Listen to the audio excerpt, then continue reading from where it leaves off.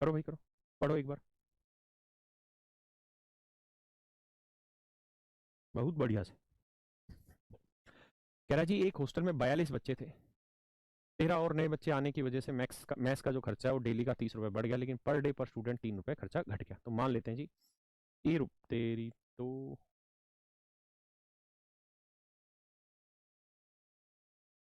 मान लेते हैं भैया, अब मैथ्स का पर डे पर स्टूडेंट जो खर्चा है वो ₹1 पर डे पर स्टूडेंट खर्चा है, पर डे पर स्टूडेंट खर्चा है।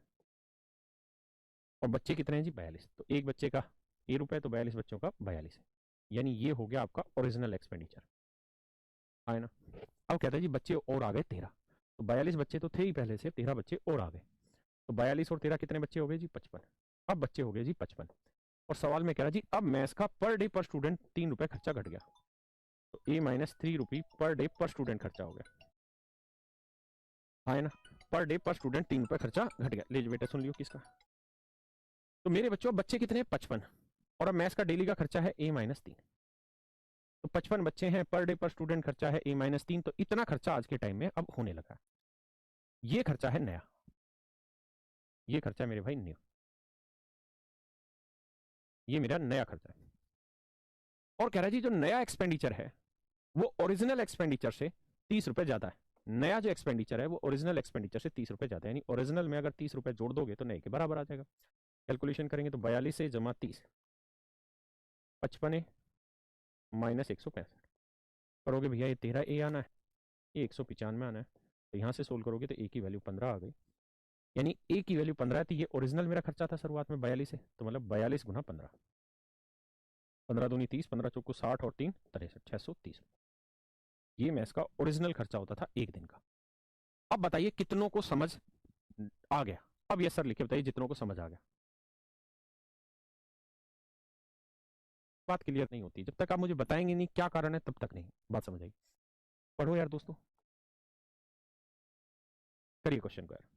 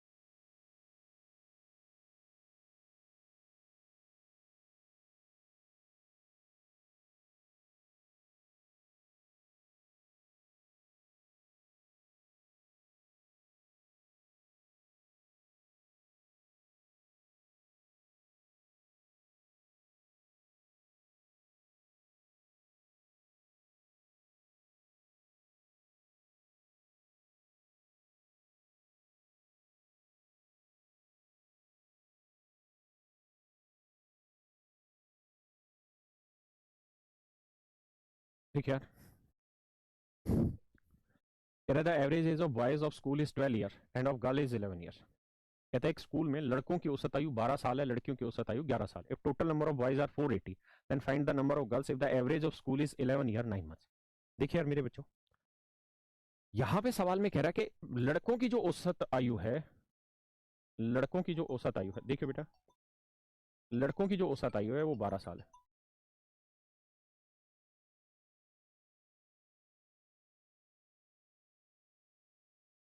लड़कों की औसत आयु 12 साल है, और लड़कियों की जो औसत आयु है कहता है जी वो 11 साल,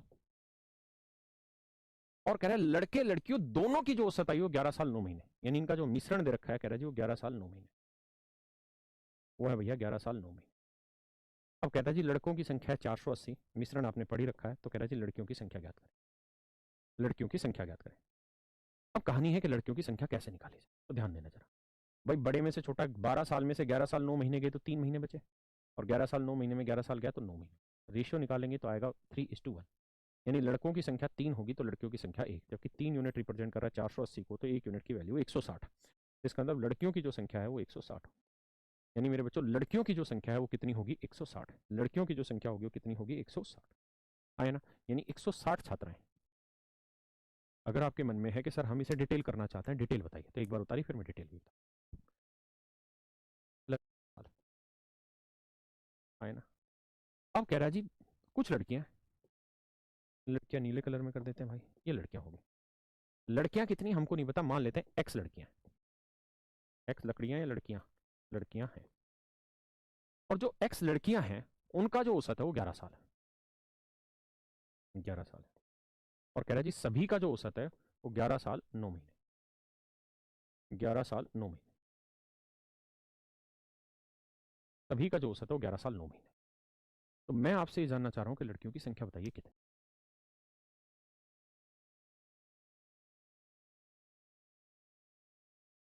कौन सा पेन चलेगा? हाँ, आ जाइए। अब कह रहा है लड़कियों की संख्या क्या, तो आप ऐसे देखो कि यार औसत होना चाहिए था 11 साल 9 महीने है, 12 साल कितने महीने ज़्यादा? 3। तो 3 महीने ज़्यादा है कितनों पे? 480 पे। 480 पे आए ना, यानी इतनी वैल्यू ये ज़्यादा है। ये होना चाहिए था 11 साल 9 महीने, लेकिन है 11 साल तो कितने महीने कम है? 9 महीने कम। कितनी लड़कियों पे? एक्स लड़कियों पे। तो 9 महीने कम एक्स लड़कियों पे, यानी इतना कम। आए ना मेरे बच्चे। और इन दोनों का औसत ये दे रखा है, इन दोनों का औसत ये दे रखा है। अगर ये औसत दे रखा है तो इसका मतलब जितना ये ज्यादा होगा उतना ये कम होगा, या जितना ये ज्यादा होगा उतना ये कम होगा, है ना। क्योंकि अगर वो औसत फिक्स है और ये एवरेज भी फिक्स है और ये एवरेज भी फिक्स है, तो इसका मतलब दोनों का जो डिफरेंस होगा वो क्या होगा मेरे भाई? जीरो होगा। दोनों का डिफरेंस क्या होगा? जीरो। यानी जितनी चीज ये होगी उतनी ही वैल्यू ये होगी। तो दोनों को इक्वेट कर देते हैं, कहीं पे भी यहाँ इक्वेट कर देते हैं। मान लीजिए अगर मैं यहाँ पे इक्वेट करूँ तो आप कहेंगे 3 गुना 480 बराबर आएगा x गुना 9। तो 9 से करेंगे, 3 से काटा 3, और 3 से काटेंगे इसे, तो x की वैल्यू आएगी 160। तो इस तरीके से भी आप इस क्वेश्चन को सोल्व कर सकते थे कि जी लड़कियों की संख्या है मेरे बच्चों 160। ये आप पे डिपेंड करता है कि आप कितना समझ पा रहे हैं चीज़ों को। जब घर पे आप बैठेंगे इन चीज़ों को लेके, तो अपनी मर्जी से जो जो मेथड सीखे वो सारे मेथड अप्लाई करिए मेरे बच्चे। जब तक खुद नहीं करना सीखोगे तब तक बात नहीं बनेगी। अगर आप इसी उम्मीद में लगे रहे कि क्वेश्चन से टीचर हटे, हम स्क्रीनशॉट ले लें या हम उसका कोई फोटो खींच लें या हमें कोई क्लास नोट्स दे दे, तो हम उसे, इससे कभी जीवन में सिलेक्शन नहीं होने वाला। जब तक खुद काम नहीं करोगे बात नहीं बनेगी। आइए जरा नेक्स्ट क्वेश्चन पे करिए।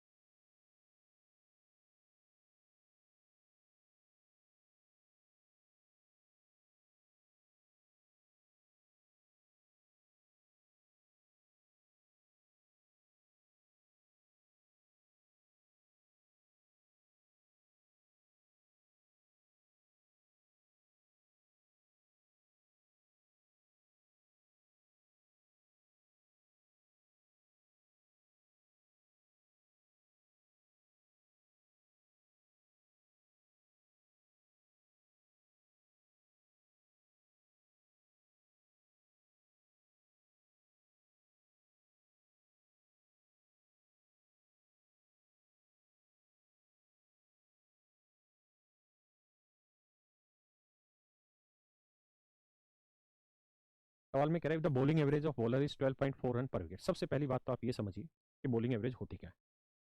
तो बॉलिंग एवरेज जो होती है,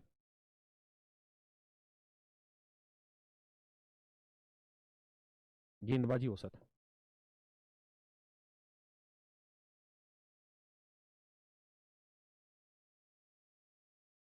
गेंदबाजी औसत होता है टोटल रन, टोटल ही मारो, रन्स गिवन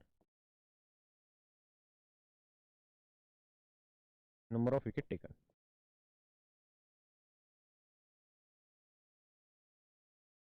इसका मतलब बना कि कितने रन देके कितने विकेट लिए। इसका मतलब बना मेरे बच्चों, कितने रन देके कितने विकेट लिए, रन्स गिवन अपॉन में नंबर ऑफ विकेट टेकन।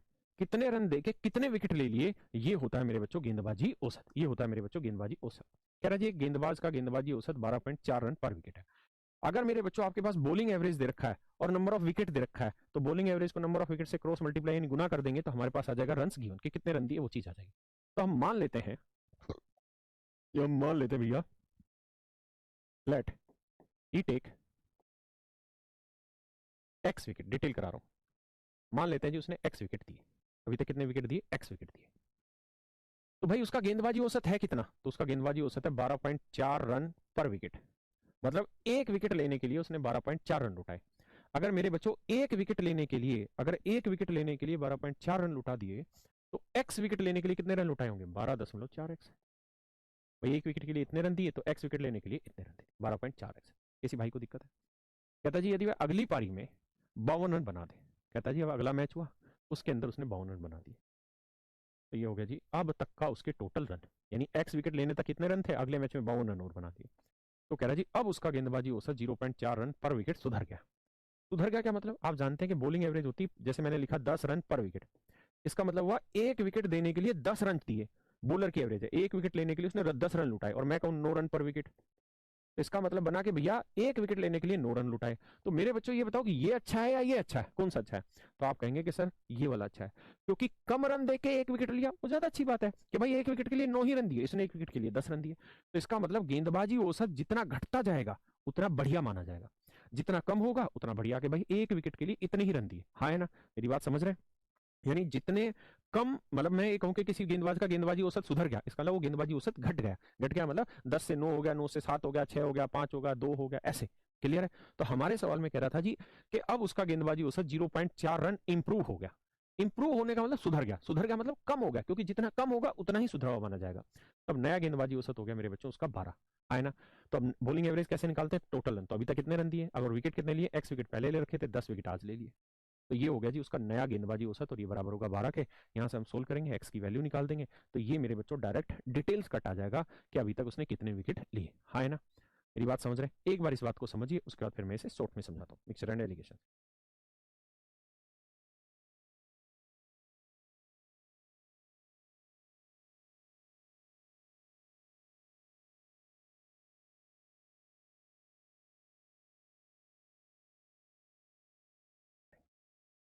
देखिए यार, आप ऐसे देखिए, कहता है एक बल्लेबाज का, ना सॉरी, गेंदबाज का गेंदबाजी औसत 12.4 रन पर विकेट, रह का मतलब रन पर विकेट। मान लेते हैं उसने अभी तक कितने विकेट लिए होंगे, क्योंकि गेंदबाजी औसत किसके रेस्पेक्ट में बोला जाता है, पर विकेट के रेस्पेक्ट में। डिवाइड क्यों किया है स्वाति बेटा, डिवाइड नहीं करोगे तो औसत कैसे निकलेगा, औसत के लिए तो टोटल रन को विकेट से डिवाइड करोगे तभी तो औसत आएगा ना। 12 कहां से आया? नारायण भाई सवाल ने कहा था कि पहले औसत था 12.4, अब 0.4 सुधर गया, तो 12.4 था पहले से औसत, अब 0.4 घट गया, तो मतलब सुधर गया, सुधर गया, गेंदबाजी औसत जितना घटेगा उतना सुधरा हुआ माना जाता है, तब 12 ही तो बचा, 12.4 से 0.4 घटा तो आए ना। अब देखिए, अब कहता है जी अगले मैच में 52 रन दिए, तो भैया यहाँ औसत है, तो यहाँ मिश्रण के लिए दूसरे अगले मैच के औसत लेने होंगे, तो 52 रन देके 10 विकेट लिए, तो गेंदबाजी औसत क्या होगा, टोटल रन बटे टोटल विकेट, तो 12/10 करोगे तो यानी इस मैच का जो औसत है वो 5.2 रन पर विकेट हो गया, 5.2 रन पर विकेट हो गया, यानी इस मैच में उसने विकेट लिए 10, 10 विकेट आए ना। और कह रहा जी इस वजह से अब जो है उसका नया जो औसत बना वो 0.4 सुधर गया, यानी कहता है ये था, इसको भी अगर शामिल कर दें तो इस ये था, इसको अगर शामिल कर दें इसमें तो 0.4 सुधर गया, इंप्रूव हो गया, 0.4 इंप्रूव हो गया मतलब सुधर गया, मतलब कम हो गया, गेंदबाजी औसत जितना कम उतना, है ना। तो अब नया औसत हो गया जी 12 रन। एक बच्चा कह रहा जी साफ नहीं दिखाई देता, गधे तेरे इंटरनेट में दिक्कत है। तो 12.4 में से 12 गया, 0.4 आया, और 12 में से 5.2 गया तो यह आया 6.8, 4 एकम 4, 17 चौको 68 पॉइंट हटा देंगे तो रेशा है 17:1, तो 1 यूनिट 10 विकेट, तो 17 यूनिट 170 विकेट, है ना।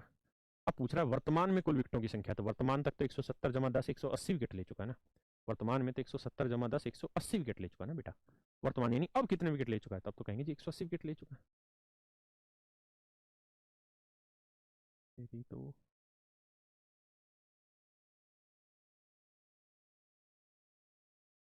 करो।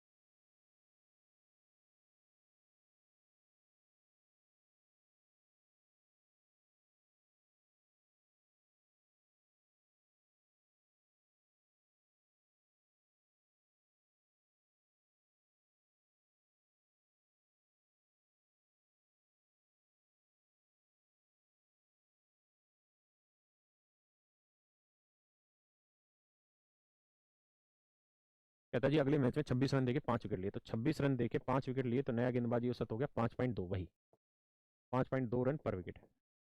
कितने विकेट ले रखे हैं जी? 5। और अब कह रहा है जी उसका गेंदबाजी औसत 0.4 सुधर गया, यानी 12 हो गया। तो घटाओगे 0.4 और इससे घटाओगे 6.8, वही रेशियो 17:1 आएगा मेरे बच्चे। तो 1 यूनिट 5 तो 17×5 = 85। पूछ रहा है एट प्रेजेंट कितने विकेट है अंतिम पारी तक, कुल कितने विकेट लिए थे? तो अंतिम पारी तक 85 विकेट लिए थे, है ना। और कहे कि अब तक कितने विकेट लिए हैं? तो 85 और 5 90 विकेट। ठीक है भाई शुभम, आइए आगे क्वेश्चन पे। करो जी सवाल को 23 को।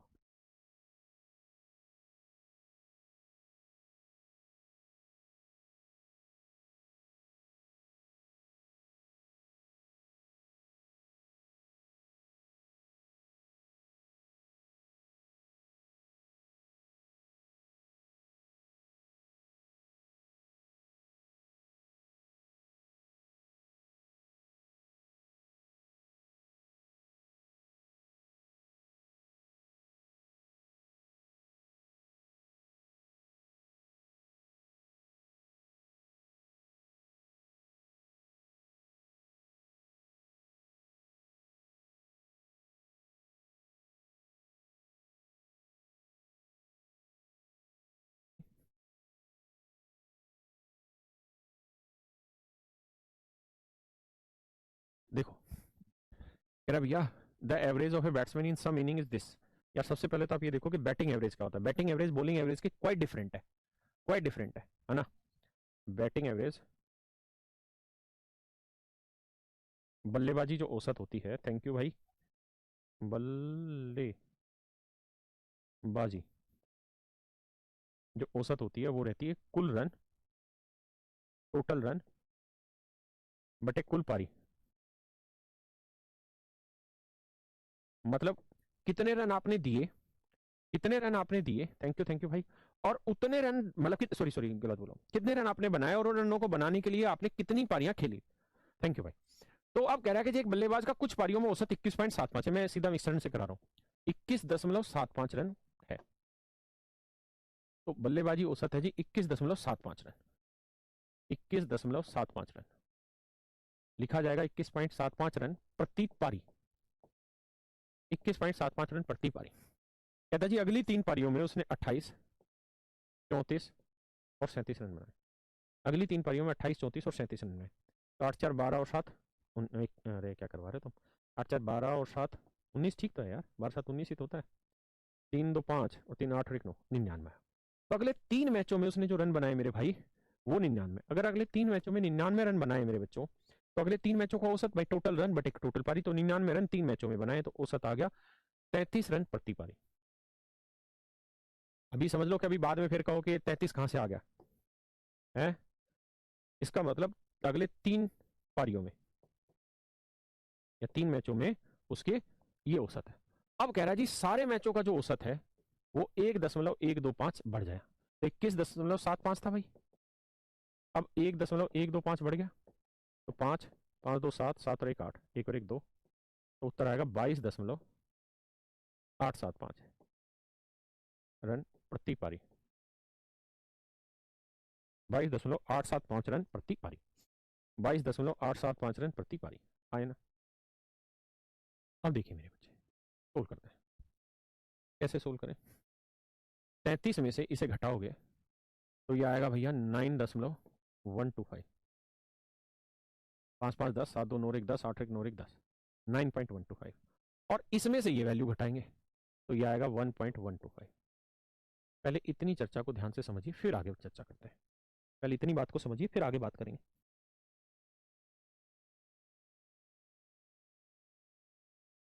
इसका रेशियो लेंगे, अगर आप मेरे भाई इसका रेशियो लेके चलेंगे तो आप देखेंगे कि इसका रेशियो आया कितना, 8 पंजे 7 पंजे 35, 7 दूनी 14, अच्छा 33 में से 22 गया 11, सॉरी सॉरी ये डिफरेंस गलत ले लिया, 10.125 बच्चे ठीक है, 10.125, सॉरी सॉरी भाई माफ करना, 10.125 रेशियो आएगा 9:1 काट हो गया था। इसका मतलब 1 यूनिट 3 पारियों को रिप्रेजेंट कर रहा है, तो 9 यूनिट रिप्रेजेंट करेगा 27 पारियों।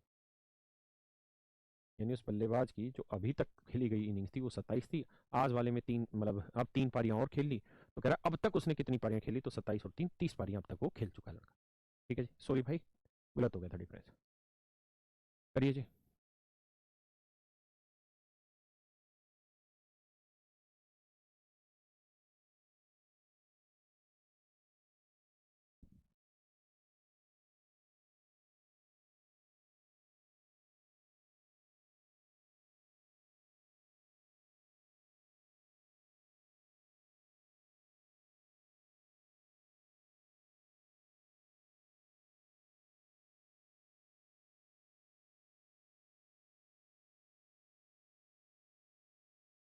क्या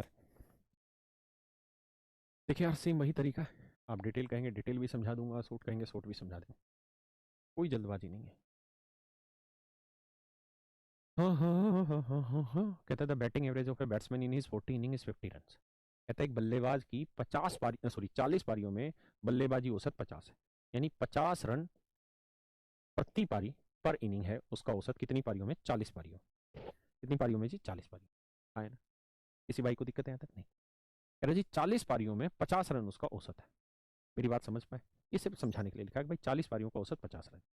अगर कह रहा है कि दो पारियां हटा दें, कौन कौन सी दो पारियां जिसमें एक में हाईएस्ट और एक में लोएस्ट है, तो 40 पारियां थी मेरे बच्चे, तो 40 में से हाईएस्ट और लोएस्ट दोनों पारियां अगर हम हटा दें, दो पारी हटा दें, दो इनिंग हटा दें, दो इनिंग्स हटा दें, तो बाकी कितनी बच गई? 38। तो बाकी 38 इनिंग्स आ गई। तो 38 पारियों का जो औसत है वो कहता है, कहां गया, हाँ, कहता है उसका हाईएस्ट और लोवेस्ट स्कोर दोनों हटा दे, तो जो बाकी दो पारियां, मतलब इन दोनों पारियों को अगर हटा दे तो बाकी पारियों का औसत 48 हो जाता है। यानी ये जो 38 इनिंग है इनका औसत हो जाता है 48 रन प्रति पारी। मैं आपसे ये जानना चाह रहा हूं कि इन दो पारियों का औसत क्या होगा, इन दो पारियों का औसत क्या होगा अगर 38 और 2 40, सारी पारियों का जो औसत है वो है मेरे भाई 50 रन प्रति पारी। मेरी बात ध्यान से फिर से सुनिए, क्या कह रहा है सवाल में कि 38 पारियों का औसत है 48, दो पारियों का औसत मैं जानना चाह रहा हूं, और 38 और 2 40 पारियों का औसत है 50 रन। आए ना? तो सोल्व करते हैं, घबराना नहीं, दूसरे तरीके से बताऊंगा। तो भैया 50 में से 48, देखो यहां सबसे पहले रेशियो ले लो, तो ये आएगा 19:1। अब ये देखो 50 में से 48 क्या आया? 2, तो 1 यूनिट की वैल्यू अगर 2 है तो 19 यूनिट की वैल्यू 19 दूनी 38। है ना? 1 यूनिट की वैल्यू 2 है तो 19 यूनिट की वैल्यू 38। है ना भाई? 1 की वैल्यू 2 तो 19 की वैल्यू 38, तो ये वैल्यू 38 है। अब एक बात बताओ, अगर ये चीज इससे फालतू है तो इससे तो कम होगी, इसका मतलब ये वाली जो वैल्यू होगी इसमें से ये घटा के 38 आया होगा, तो इसका मतलब इन दोनों पारियों का औसत होगा 50 जमा 38 88। इन दोनों पारियों का औसत 88 रन प्रति पारी होगा। क्या यहां तक किसी भाई को दिक्कत है? क्या किसी भाई को दिक्कत है यहां तक? बोलो भाई हाँ या ना, कोई दिक्कत नहीं है। अब आगे आइए, अब एक बात बताइए, अगर इन दो पारियों का औसत 88 है, इन दो पारियों का औसत 88 है, कौन कौन सी दो पारियां जी? हाईएस्ट वाली और लोवेस्ट वाली, इन दो पारियों का औसत 88 है, तो दो पारियों के टोटल रन कितने होंगे? 88 गुना 2, तो 2 अट्ठे 16, 2 अट्ठे 16 और 1 17, 176। और इन दोनों पारियों का जो डिफरेंस होगा, इन दोनों पारियों का जो डिफरेंस होगा वो कितना होगा जी? 172।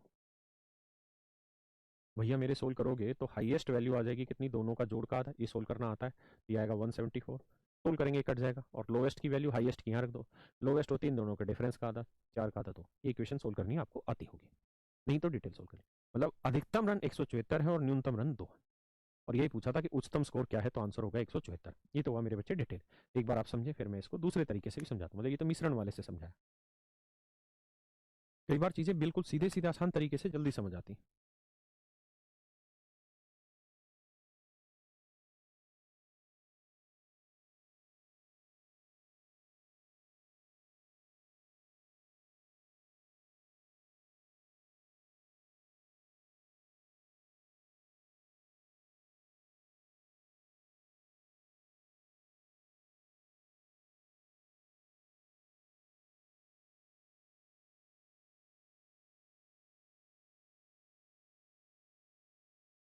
देखिए मेरे बच्चों, सवाल में कह रहा है कि भाई 40 पारियों का औसत 50 रन था, 40 पारियों का औसत 50 रन था, आई का मतलब इनिंग, 40 इनिंग का औसत 50 रन था, 50 रन प्रति इनिंग, तो टोटल रन हो गए जी 2000। कहता है जी इसमें से दो पारी हटा दें, 40 में से कौन कौन सी दो पारी हटा दें? एक में जिसमें हाईएस्ट है, एक में जिसमें लोएस्ट है, तो 38 पारियां बची। तो कहता है 38 पारियां जो बच गई इनका औसत है 48 रन पर इनिंग। तो तो टोटल रन कितने हो गए 38 गुना 48, 38 गुना 48, तो ये आएगा भैया मेरा 1824 रन। तो अब आप एक बात देखो, ये 2000 रन है 40 पारियों के, 1824 रन है 38 पारियों के, तो इनका जो डिफरेंस आ रहा है वो कितना आ रहा है 176। वो कितनी पारियों का आ रहा है, वो 2 पारियों का, क्योंकि यहाँ 40 नहीं 38 था, तो 2 पारियों का डिफरेंस आया। कितनी पारियों का, 2 पारियों का डिफरेंस आया।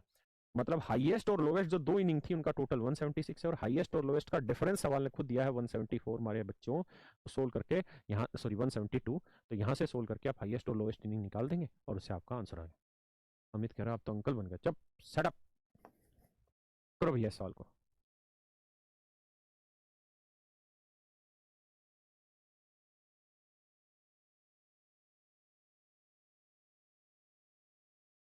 करो भैया सवाल।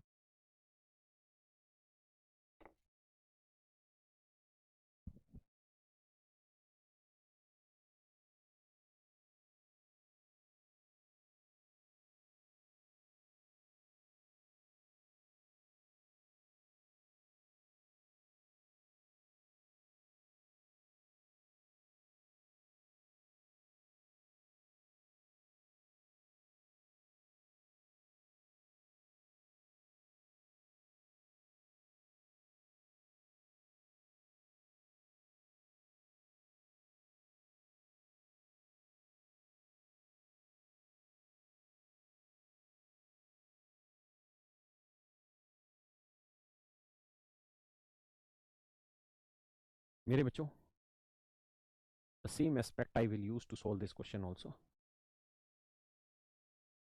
देखिए जी, कह रहा जी 42 पारियां हैं, 42 इनिंग में इसका जो औसत है वो 30 रन पर इनिंग है। कहता जी 2 पारियां हटा दें, एक हाईएस्ट एक लोएस्ट, तो पारी हो जाएंगी 40 इनिंग। और कह रहा जी इन 40 पारियों का जो औसत है उसका वो रह जाता है 28, 2 पारियां हटाने पर औसत हो जाता है 28 रन पर इनिंग। तो मेरे बच्चों यहाँ टोटल बना 0 3 दूनी 6 3 चौक 12, 1260 रन।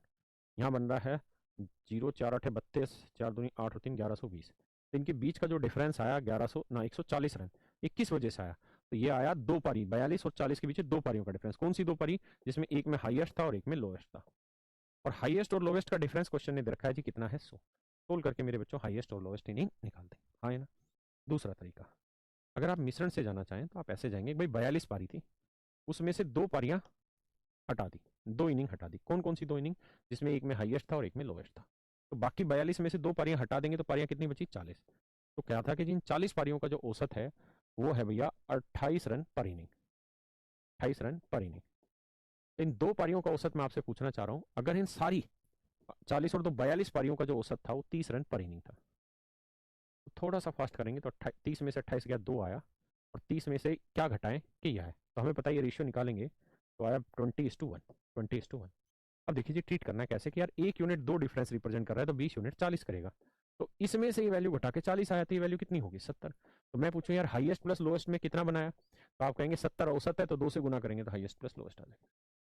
और हाईएस्ट माइनस लोएस्ट दे ही रखा है 100, तो घटा के उत्तर आ जाएगा 120 और 20।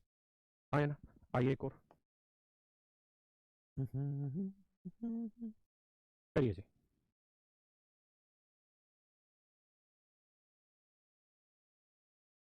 मनोज कह रहा है सर अपने पुत्र से तो मिलवाइए, भाई महानालायक बालक है मेरा पुत्र।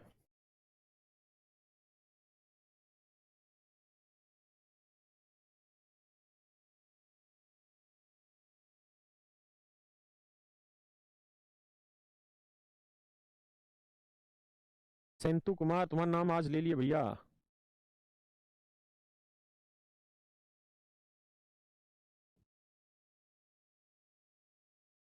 स्वागत है। देखिए कह रहा था average weight of some student in a class is 43 kilogram. कहता है क्लास के कुछ बच्चों का औसत वजन 43 किलोग्राम है।